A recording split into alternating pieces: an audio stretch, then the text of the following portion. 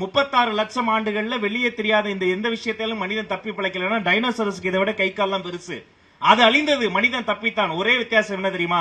மற்ற விலங்கினங்களுக்கு இல்லாத ஒன்று மனிதனுக்கு இருந்தது. அது கையோ காலோ வலிமை அல்ல, தன்னம்பிக்கை என்ற ஒன்று இருந்தா போதும். வாழ்க்கையில யாரு வேணா ஜெயிக்க முடியும். தன்னம்பிக்கை வளர்த்துக்கங்க, தமிழார்வத்தை வளர்த்துக்கங்க. அதற்கு சாட்சி நான் தான். இன்னைக்கு இந்த மேடையில் நான் நிக்கிறேன்னு சொன்னா எங்கோ பிறந்து எப்படியோ வளர்ந்து வாழ்க்கையில என்ன பண்ண போறோம்னு தெரியாம கிடைத்த வாய்ப்புகள் எல்லாம் போய் வேடந்தாங்கள் பறவை போல வாழ்ந்தேன்.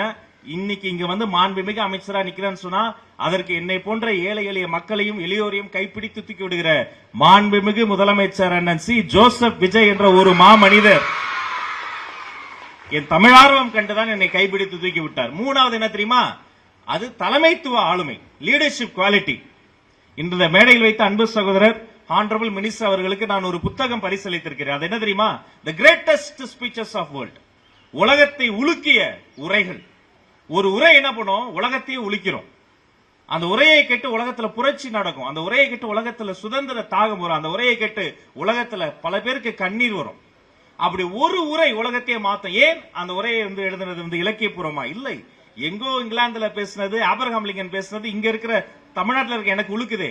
அதுல இருக்கிறது தலைமைத்துவம், லீடர்ஷிப் குவாலிட்டி. அப்படிப்பட்ட ஒரு புத்தகத்தை அவனுக்கு கொடுத்தாரு. ஏன்னா அவருடைய உரைகள் அப்படி பல விஷயங்கள் நான் பார்த்து வியந்திருக்கிறேன். வெறும் அலங்காரமாக பேசுவது கிடையாது, வார்த்தை அலங்காரம் கிடையாது, சும்மா இலக்கியமா மட்டும் பேசுவது கிடையாது. அது ஒரு லீடர்ஷிப் குவாலிட்டி வேணும். அந்த லீடர்ஷிப் குவாலிட்டி நீங்க கத்துக்கணும். ஏன் தெரியுமா?